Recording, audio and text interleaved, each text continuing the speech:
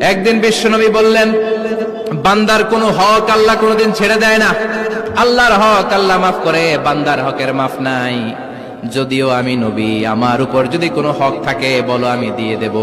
কোন সাহাবী দাঁড়ায় না। এক সাহাবী দাঁড়িয়ে বলল, নবী, যুদ্ধের ময়দানে চাবুক চালানোর সময়, লাঠি চালানোর সময় এক কাফেরকে মারতে যে আপনার লাঠির বাড়ি আমার পিঠের মধ্যে পড়েছে।